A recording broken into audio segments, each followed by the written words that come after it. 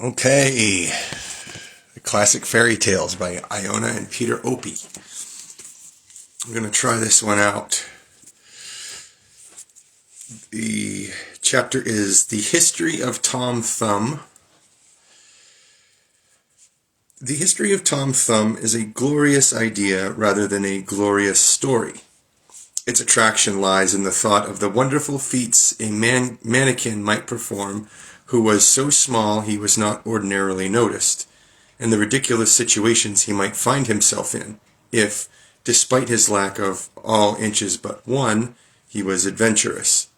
The author of this tale, or the man who gave it shape and set it down, seems to have been a Londoner, Richard Johnson, 1573 to 1659, whose initials appear on the last page of the earliest surviving text. This is entitled The History of Tom Thumb the Little, for his small stature surnamed King Arthur's Dwarf, whose life and adventures contain many strange and wonderful accidents published for the delight of merry time-spenders. It is a 40-page booklet printed in London for Thomas Langley in 1621, of which the only known copy is in the Pierpont Morgan Library, New York. It is also, it seems, the earliest extant printing of an English fairy tale. Oh. Apologies. How much the character of Tom Thumb, as portrayed in this story, was already traditional, and how much Richard Johnson, if Richard Johnson was indeed the author, invented or embroidered it, is uncertain. What is clear is that Tom Thumb was already well known by name.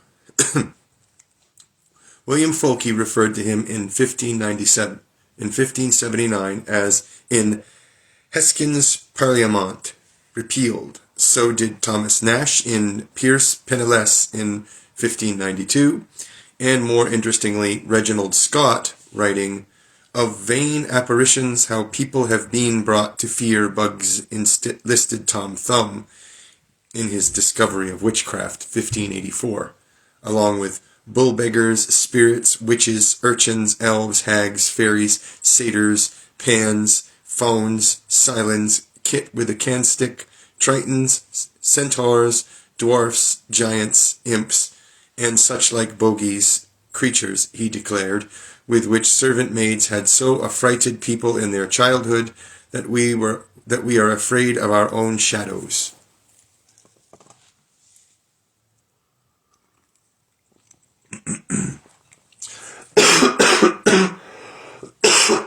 Pardon. That some part of Tom's history was current before 1621 is evident from lines by James Field prefixed to Coriate's Crudities in 1611. Quote, "Tom Thumb is dumb until the pudding creep, in which he was entombed, then out doth peep. Tom Piper is gone out, in mirth bewails, he never will come in to tell his tales, to tell us tales." By the time, however, end quote. By this time, however, Johnson's history may already have been in circulation, since it is improbable that the 1621 printing was the first. The woodblock on the title page bears all the marks of having had earlier use. In the preface, too, R.J. himself speaks of the antiquity of Tom's story, extolling it as a diversion of former times.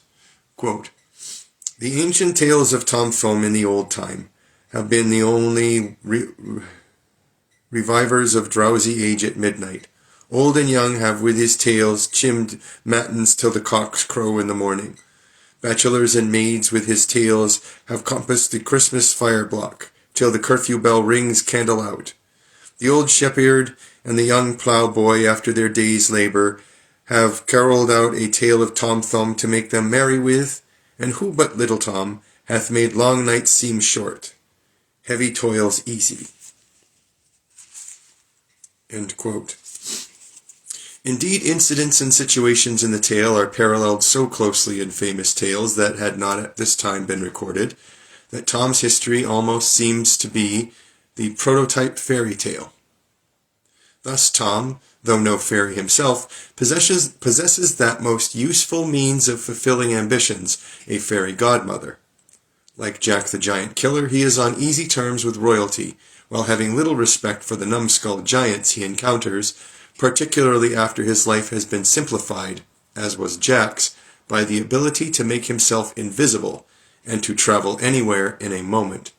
Tom even meets, like Jack, a giant who threatens, in vain of course, to grind his bones to make his bread.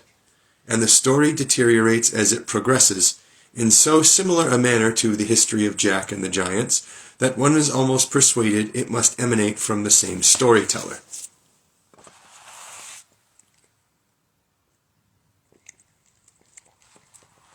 Analysts of the folk tale like to point out that Tom's history is one of the swallow cycle, and that it is thus related to the story of Little Red Riding Hood, who was devoured by a wolf, a kinship that others may find rather distant. It would seem more apt to describe Tom's history as a swallow cycle in itself, the little fellow being gulped down in turn by a cow, by a giant, and by a fish, and in extensions of the tale by a miller and by a salmon. In these repeated deglutitions, the story is manifestly unimaginative, while some of the deliverances do little credit to 17th century humor. 19th century editors, when presenting the story to the young, found certain modifications to be necessary, and Tom was rarely permitted to pass beyond the cow's mouth, so that the evacuation could be comparatively seemly. Tom Thumbe has nevertheless remained a favorite character in English legendary lore, and his counterparts in continental Europe, such as Le Petit Poucet in France, Hop o' my Thumb, Domestic, Dowling, and Daumerling, also swallowed by a cow, in Germany, and Sven Tomling in Denmark, a man no bigger than a thumb, who would be married to a woman 3 ells and 3/4 long, also have long histories. Further afield, the English imp may be compared with Vamuna in India and Isanboshi, Little 1 Inch, in Japan, who danced about in an ogre's stomach, jabbing at it with his needle sword. In Britain, reprintings of the history have been innumerable. In America, John Dunton was selling an edition at his warehouse in Boston as early as 1686. In 1630, a metrical version was in print, Tom Thumbe, His Life and Death, wherein is declared many marvelous acts of manhood, full of wonder and strange merriments, which takes in Tom's last sickness, not described in the 1621 volume, though it may possibly have appeared in the continuation of the story of which R.J. gave notice, but of which no copy has survived. In 1711, William Wagstaff parodied Addison's appreciation of the ballad Chevy Chase with a comment upon the history of Tom Thumbe. Examining an edition of this metrical version which he had found, he said, in the library of a schoolboy committed to my charge. In 1730, Henry Fielding's tragedy, Tom Thumbe, was produced at the Haymarket Theatre, and subsequently converted into an opera by Kane O'Hara. In mid-18th century, when books for juvenile entertainment first appeared, Tom Thumbe became a most prolific author. Diminutive volumes with titles such as Tommy Thumb's Songbook, Tommy Thumb's Little Storybook, and Tom Thumb's Folio for Little Giants, 1744, 1760, and 1767, respectively, became a commonplace. In fact, Tom's name was more employed in nursery literature than that of any other national hero. In 1791, Ritson observed that it was needless to dwell on the popularity of Tom Thumb's story. Every city, town, village, shop, stall, man, woman, and child in the kingdom can bear witness to it. Today, when a new product comes on the market, whether dwarf vegetable, small cigar, or miniature transistor, it is liable to be branded a Tom Thumbe, and any midget who wishes to capitalize on his diminutiveness finds it profitable to relate himself to Tom Thumbe as Charles Stratton, 1837 to 83. General Tom Thumbe discovered to his own and his sponsors' satisfaction in the middle of the last century. Oh, here we go. So some of the letters of this are changed because this is written in English, Old English. So I might stumble. There are some U's or V's and some V's or U's. But this is the story, the history of Tom Thumbe, of the birth and parentage of Tom Thumbe, with his description and bigness. In the old time, when King Arthur ruled this land, the world was in a better frame than it is now, for then old plainness and civil society were companions for all companies. Then an unguarded ploughman might come uncontrolled to a royal prince's presence, and in those days the country husbandman was of the king's council, and in his russet coat gave as sound judgment, as though now many of our embroidered upstarts in their robes of tissue. For as then in this land learning was geesen, scarce, and the chiefest discipline in the world was martial activity. Amongst many others of the king's council that attended in court, there was a plain ploughman, as then called old Thomas of the Mountain, which was the king's own husbandman, for as then princes maintained shepherds, neathherds, ploughmen, and such like, to keep their cattle, and till their grounds with like business of household husbandry. This Thomas of the Mountain, being a man well grown in years, long married, having a wife, as he thought, sufficient to bring children, but not blessed with that wished happiness, often complained to her in this manner, saying, O wife, quoth he, happy were I, if blessed with one child, though it were no bigger than my thumb, would make me happy. A child of the very bigness of my thumb would bring me the greatest content in the world. Therefore would I have thee, my dear wife, go to the prophet Merlin, and of him learn the cause of thy barrenness, and our wants in having children. He is a man, rather a devil or spirit, cunning in all arts and professions, all sciences, secrets, and discoveries, a conjurer, an enchanter, a charmer. He consorts with elves and fairies, a commander of goblins, and a worker of night wonders. He can shew the secrets of nature, calculate children's births, and no doubt but discover the cause of thy barrenness, and be a means to procreate us children. Away, and of him procure this good blessing of a child, be he no bigger than my very thumb. These reasons and persuasions of old Thomas so encouraged and whetted on this longing woman his wife, that up she got the next morning betime, and by the sun's rise came to the cave of old Merlin, which was the hollow trunk of a blasted oak, all overgrown with withered moss, for other house had he none, whom she found, as it were, mumbling spells of incantation, making characters in sand with an ebon staff, to the great wonder of this poor affrighted woman, who to satisfy her husband's desire delivered the full effect of her business and coming, to whom Merlin were with a grave and solid countenance said as followeth, Ere thrice the moon or brightest change, a shapeless child by wonder strange shall come abortive from thy womb, no bigger than thy husband's thumb. And as desire hath him begat, he wife have life, but substance not. No blood nor bones in him shall grow, not seen but when he pleaseth so. His shapeless shadow shall be such, you'll hear him speak, but not him touch. And till the world to ending come, there shall be tales told of Tom Thumbe. This enigma, or mystical riddle, no sooner delivered, but home goes the merry old wench to her husband, and tells of her good success, and of the oracle thus revealed, how that within 3 months' space Merlin had promised her a little son, against which time the father, not a little glad thereof, provided all things fitting for such a purpose, so that no necessaries were wanting against his wives lying in, but such a child-bed lying in was never seen nor heard of, for thither came the queen of fairies to be her midwife, with her attendants the elves and dryads, with such like midnight dancing shadows, whom gave most diligent assistance, at that painful hour of this woman's delivery. The child thus born by the help of this midnight's midwife, the Queen of Fairies, had at the first minute it took life, the full and largest bigness that it grew to, which was, as his father wished, the bigness of his thumb, and therefore named Tom Thumbe, who never seemed older nor younger, bigger nor smaller, stronger nor weaker, but as he was at the first hour of his birth, so continued he to the last minute of his life.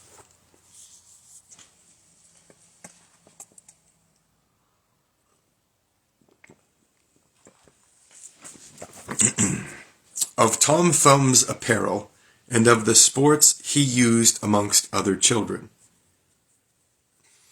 Tom Thumbe, being thus by miracle begot and born, in less than 4 minutes grew to be a little man, against which time the Queen of Fairies, his kind midwife and good godmother, provided him a very artificial suit of apparel.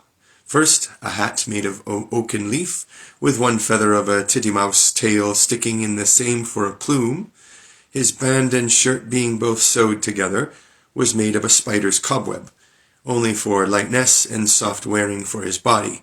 His cloth for his doublet and hose, the 10th part of a dram of thistledown weaved together. His stockings, the outward rind of a green apple. His garters, 2 little hairs pulled from his mother's eyebrows. As for his shoes and boots, they were made of a mouse's skin, tanned into leather, the largeness whereof was sufficient to make him 12 pair of boots, and as many shoes and pantoufles, slippers. Thus furnished forth like a proper young gallant, he adventured forth, though with great danger of the winds blowing him away, into the streets, amongst other children, to play for pins, points, footnote, metal-tagged laces used to fasten clothes. At this time points were both playthings and wealth to children, along with pins and counters.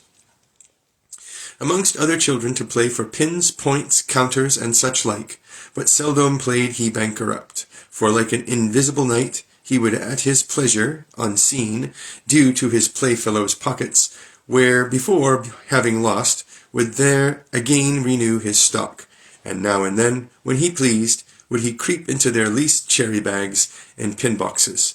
But on a time it so happened that for these his nimble flights of activity, he was most grievously punished and imprisoned, for one of his playfellows kept him fast bind up in his pin box the whole time of schooling, without either meat, drink, air, or light, though indeed he could have fasted for ever without food or sustenance, a gift that his godmother, the Queen of Fairies, had given him at the hour of his birth. Yet, for all this, Tom Thumbe, having a desperate little spirit, like to his small bigness, proposed to quittance these his former injuries done by his crafty companions, for indeed many of them had served him so.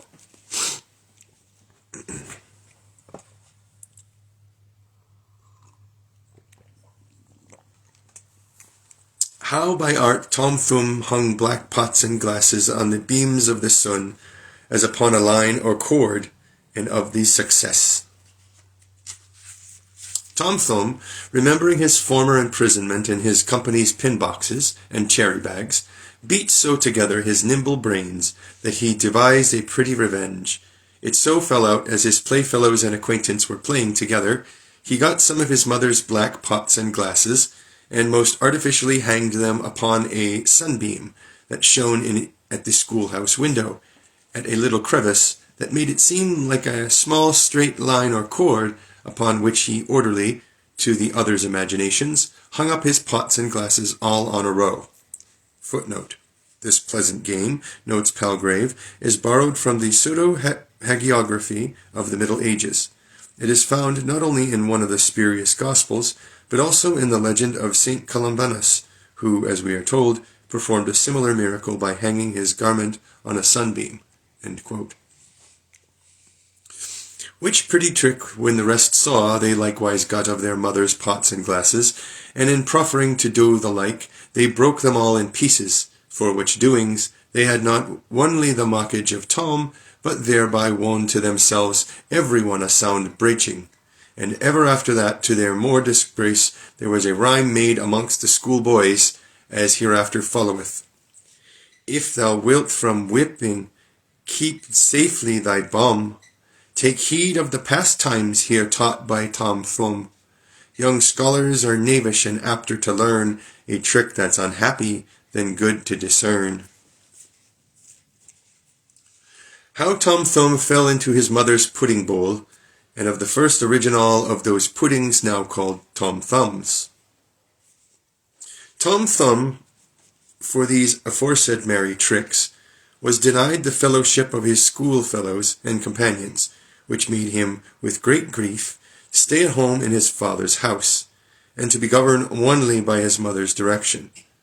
But it so fell out that about Christmas time his father had killed a hog, and his mother was to make puddings, and having all things ready, as blood, oatmeal, sweat, salt, and spice, all mingled, and well seasoned together in a great bowl of wood, upon the side whereof Tom was to sit, instead of a candlestick, to hold the candle, and give her light, which he did so mannerly, as if he had been brought up a candle-holder. But now mark the event.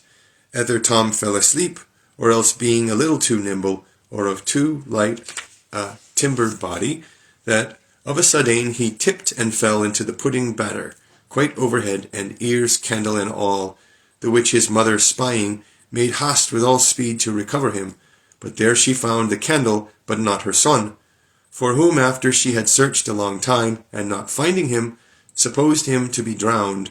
With grief she overpassed her loss in a short time, I might say a minute's space, especially considering him to be a child for his littleness, more disgraceful than comfortable.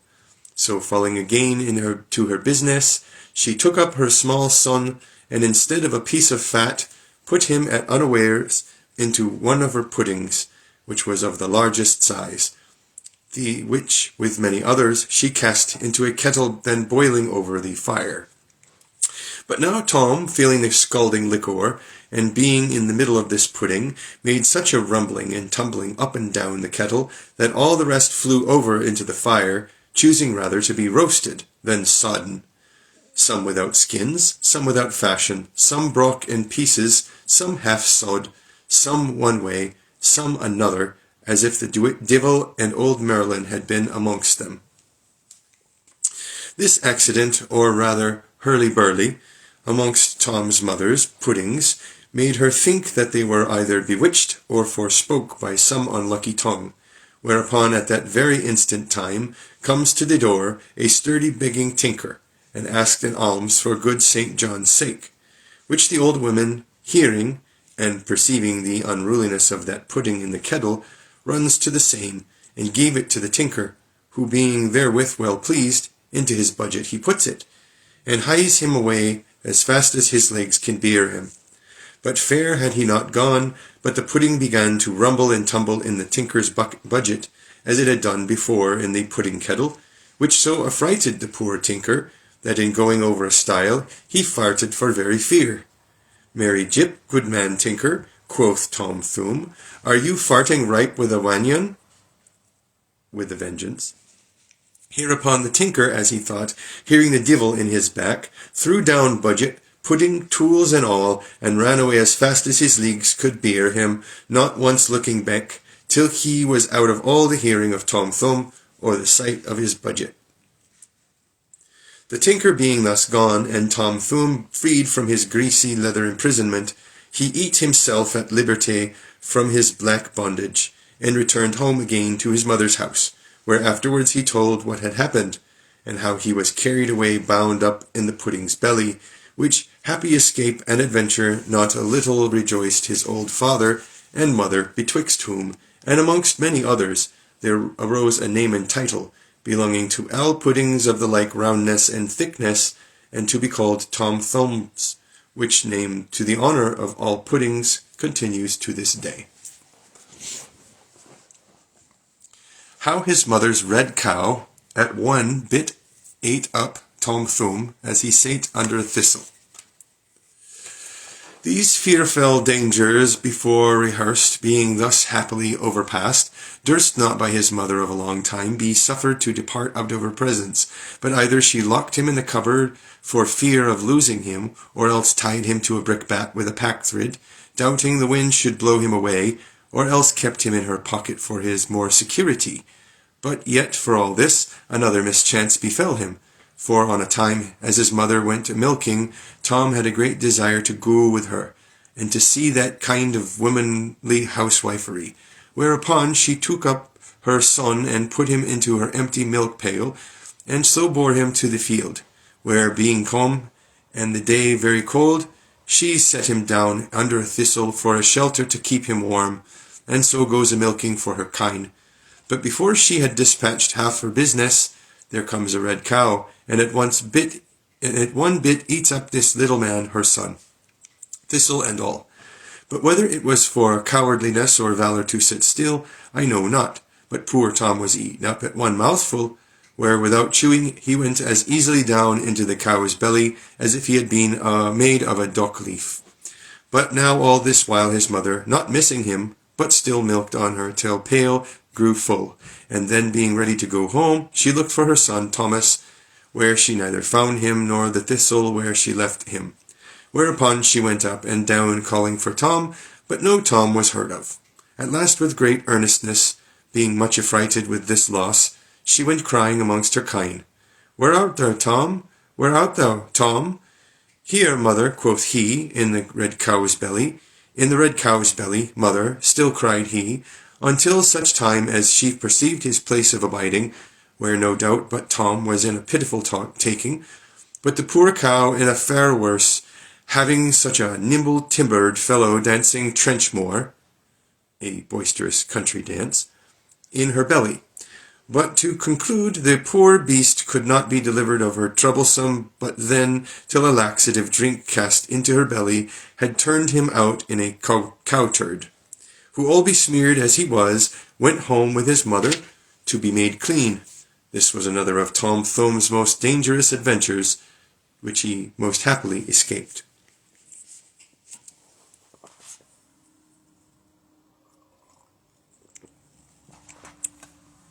How Tom Thumbe, instead of a wheat corn, was carried away in a raven's mouth.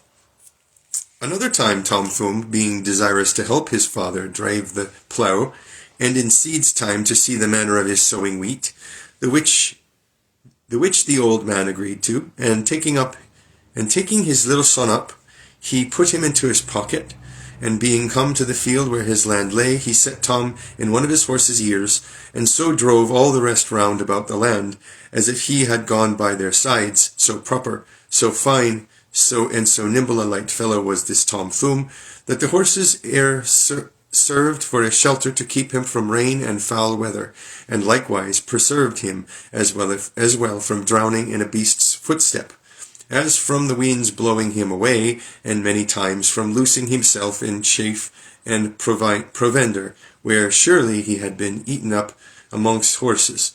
But yet for all these great cares thus taken by his father, another most strange and dangerous event behappened him. For as his father went a-sowing wheat up and down the land, Tom Thumbe was appointed to scare away crows, who with a cudgel made of a barley straw for that purpose, stood most manfully in the middle of the land, crying, Shoo, shoo, crow, shoo. But amongst the rest there came a huge black raven, that instead of a wheat corn, carried poor Tom quite away, where he was not of a long time heard of, either by father or mother, which great loss of their little son they long time afterward mourned for, with many a sad and heavy lamentation, spending in whole days and weeks and weary journeys in seeking him up and down, but all in vain.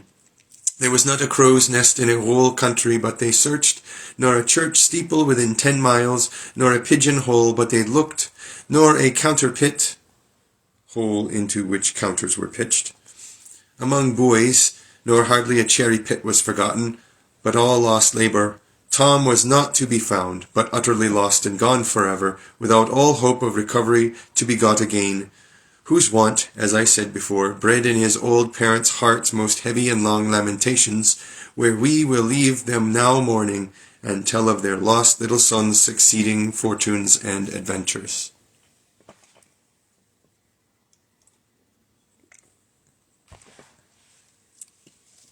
How Tom Thumb fell in at a chimney top, and what happened to him there.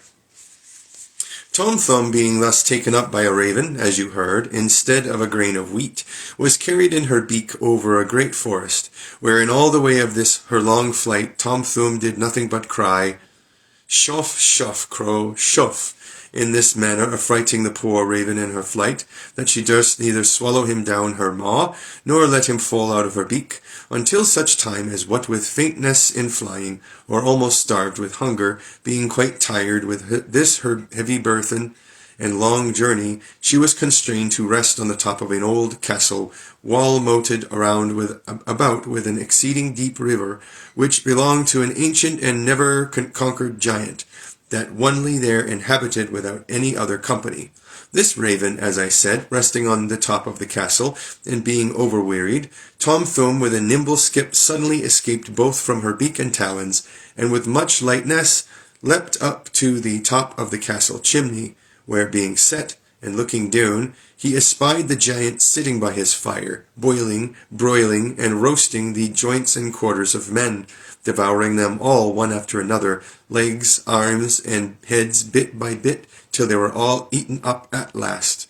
Which fearful sight so amazed Tom Thumb that he knew not what to do, nor tell how to get away. To escape was impossible, for the castle wall was too high for him to get down, and the river too deep for such a little fellow to wade out over. So, being in these fearful and dangerous doubts, of a sudden came a poof of wind, and blew poor Tom down into the giant's chimney, where he grew almost besides his wits to see himself by the fireside, whom when the giant saw, thinking him to be some fairy, or a spirit come thither by miracle, ran with an eager fury to catch him. But so nimble and quick was this little fellow, that the giant had no feeling of him, for when he caught him in his hand, he slipped out between his fingers, and being in his arms, he crept out between his elbows, so that neither strength nor policy could take him.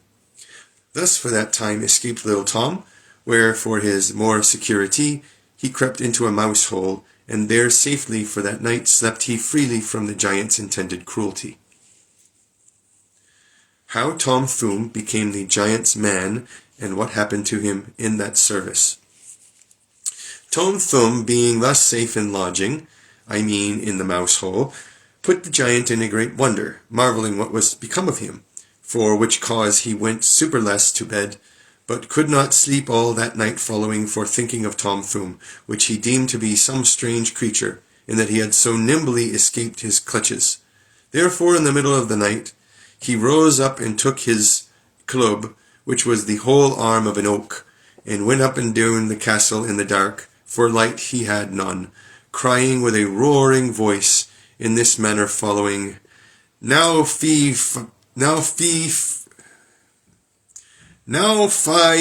fo fan, I feel smell of a dangerous man.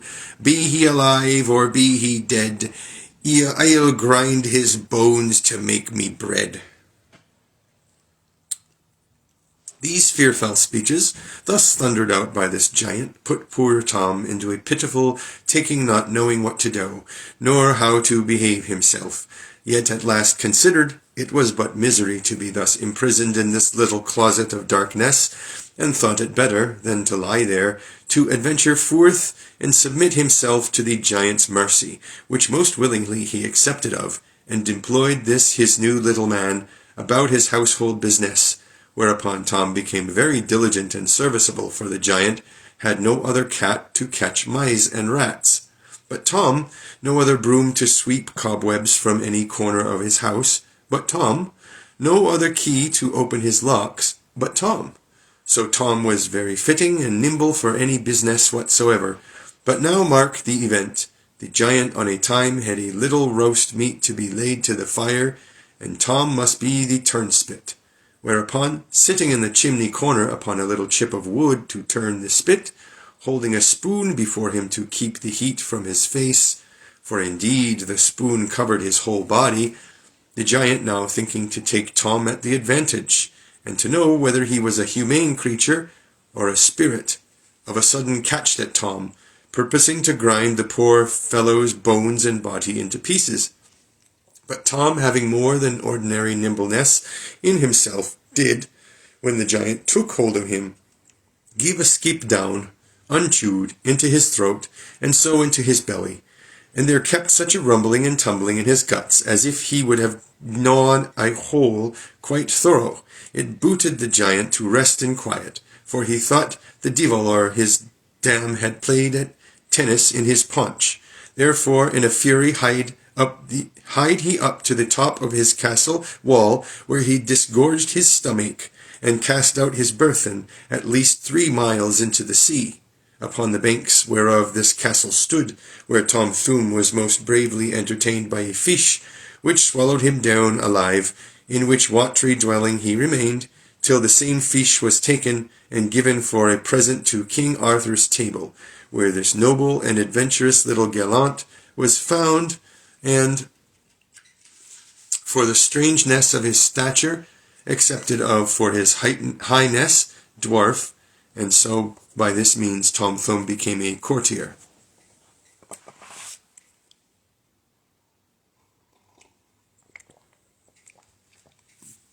Of Tom Thumbe's behavior in court, and the honours by him achieved there. Tom Thumbe, being now in court, became a companion for ladies and gentlewomen, and so brave-minded that not any in King Arthur's palace gained more favours than he did, insomuch that the ladies and gentlewomen could seldom be without him, for his company was so pleasing that many times they gave him leave to sleep upon their knees, and now and then in their pockets, with many such like private places, and withal to sit upon their pin-pillows, and play with their pins, and to run at tilt against their bosoms with a bulrush, for bigger weapon was he not able to manage. But now mark what happened. Upon a time King Arthur appointed a royal triumph in his court, with great revelling and masking to be holden amongst his knights, where Sir Launcelot du Lake, Sir Triamore, and Sir Tristram, all of the Round Table, performed many noble acts of chivalry, amongst which were the gallants Tom Thumbe would not sit out, and being then in great favour to his utmost skill, would approve himself a right courtier. Whereupon amongst them all, in presence of the king, queen, and others of the nobility, he requested one of the maids of honour to hold forth her hand, where upon the palm thereof he danced a most excellent galliard, to the wonderful and great admiration of all the beholders, for which noble performance were many rich gifts bestowed upon him, as well as by strangers as peers of the land. Amongst the rest, the king himself gave him a gold ring from his own finger, the which Tom Thumbe wore for a girdle as a favour about his middle, for it was the just compass of his body to hoop it in round.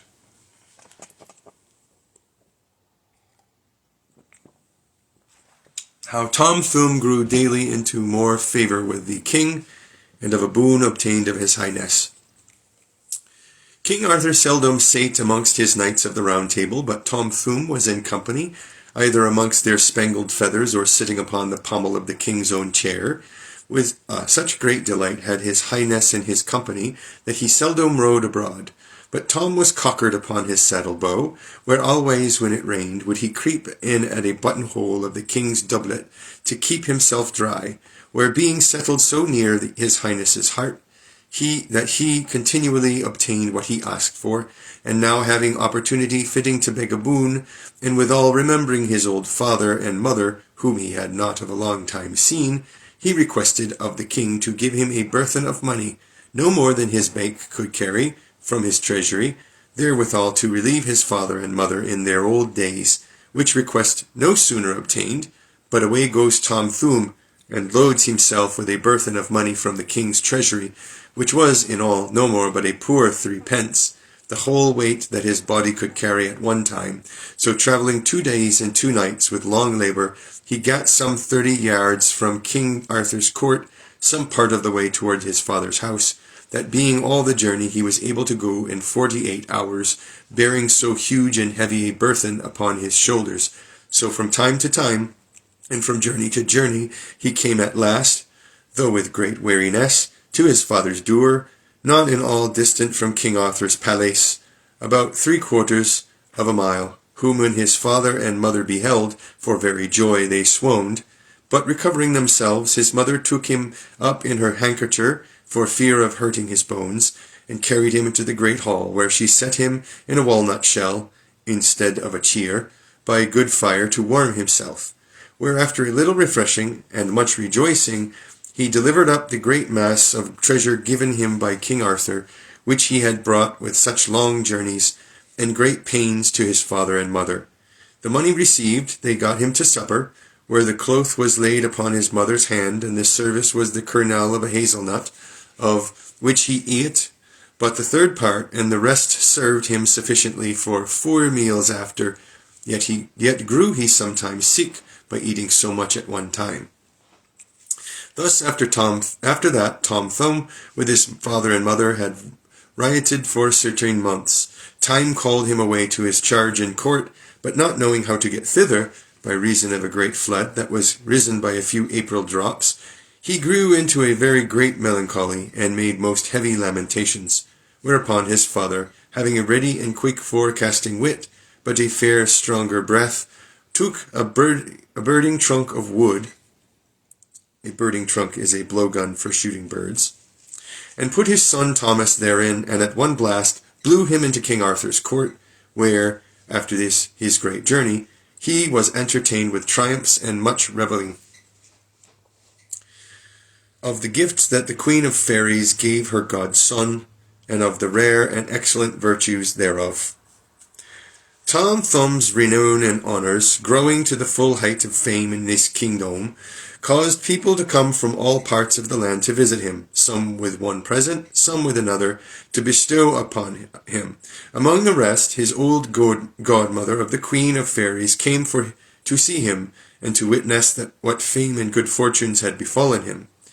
But so it happened that she found her little godson asleep in the king's garden, upon the top of a red rose new blown.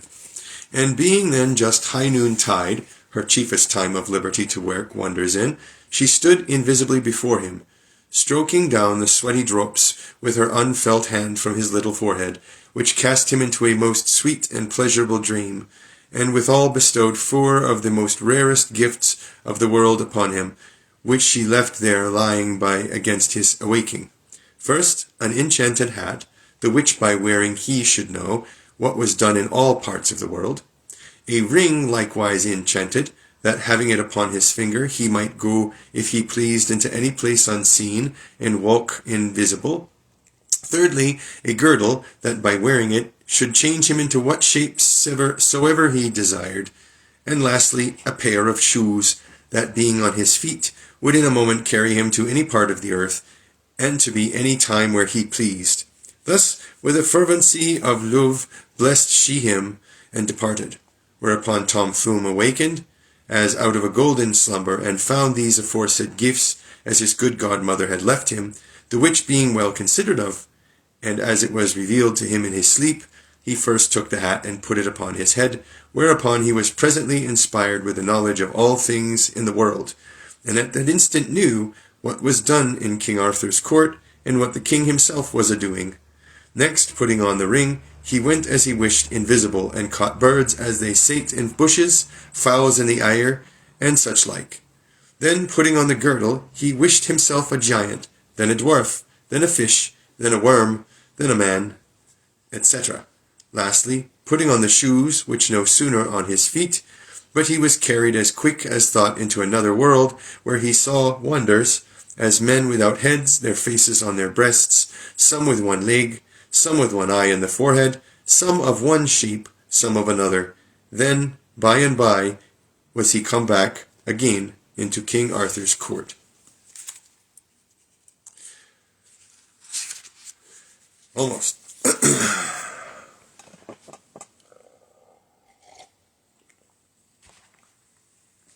How Tom Thumb, riding forth to take the air, met with a great gargantua, and of the speech that was between them. Tom Thumbe, on a time being weary, crept into a lady's pocket, and there rested himself.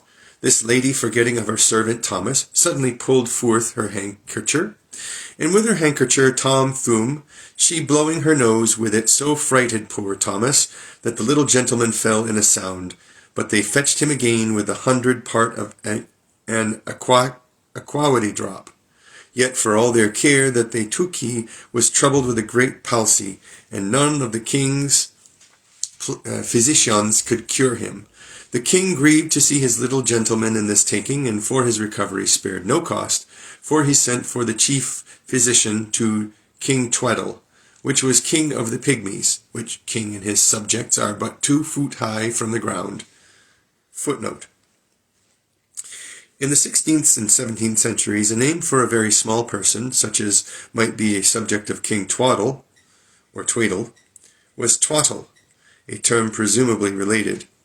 Cotgrave in his French-English Dictionnaire, 1611, defined nain as a dwarf, or dandiprat, an elf, or twattle, one that's no higher than 3 horse loaves. End footnote. This physician, being little of body but great of skill, soon found out his disease and cured him. Tom Thumbe, being cured, rode forth in his coach one day to take the air. His coach was made of half a walnut shell, the wheels were made of 4 button molds, and 4 blue flesh flies drew it. Riding in this manner by the wood side, he chanced to meet the great Gargantua. Footnote.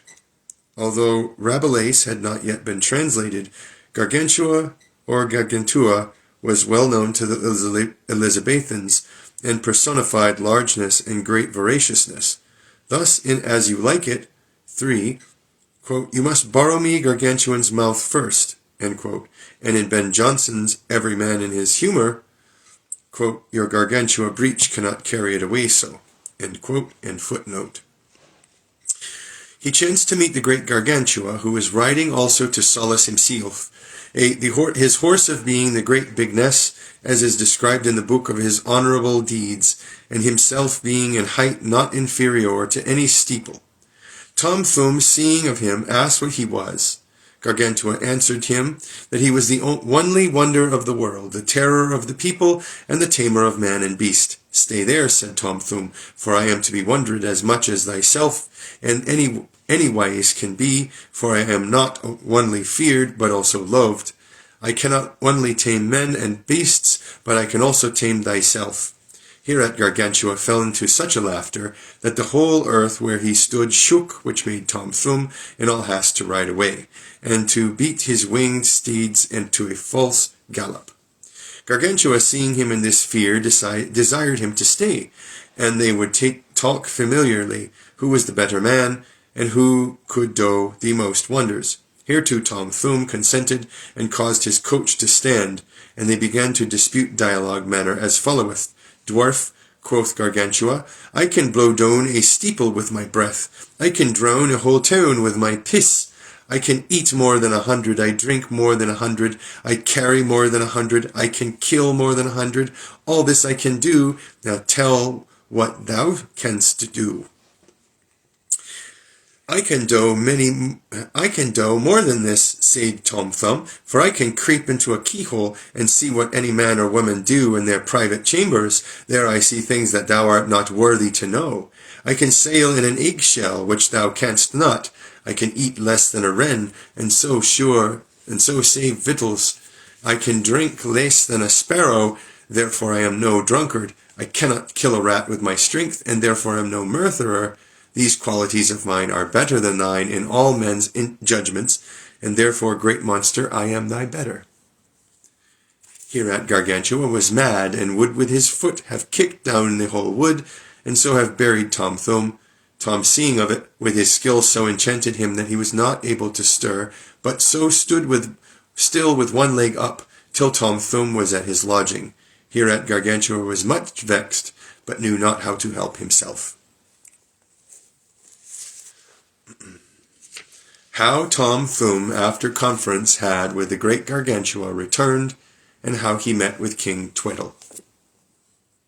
Tom Thumb, being somewhat well at ease by taking of the fresh air, returned back again to the court of King Arthur, who no sooner being come, but great preparation was made for the entertainment of so tall a person, as that the officers of the house with all their servants were in a sweat to provide for this tall Sir Thomas Thumb his dinner. This entertainment being ended, King Arthur sent for Tom Thumb, and being come, withdrew themselves into a private room, where Tom told King Arthur what strange accidents befell to him in meeting of the great Gargantua, and of their conference together, as likewise of their exploits, and afterward how by his skill he enchanted him in the wood where they met, and there left him. Whereat King Arthur was wonderfully amazed, hearing of the strength of that mighty giant Gargantua. Then he told King Arthur how he met with King Twaddle, being king of the Pygmies, a man of mighty stature in comparison of Tom Thumb, being not 2 foot high. This stout king did he overthrow at tilt both horse and man, and all these things he did perform by virtue that was in the gifts which his godmother, the Queen of Fairies, did bestow upon her godson Tom Thumb, which was his hat of knowledge, his ring which made him go invisible, his girdle which made him be what he wished to be, either man or beast, and lastly, his shoes, which being on his feet was on a sudden in any part of the world, and in the twinkling of an eye he was in King Arthur's court again. And that is the end of Tom Thumb. The next chapter, the next story, will be Jack the Giant Killer.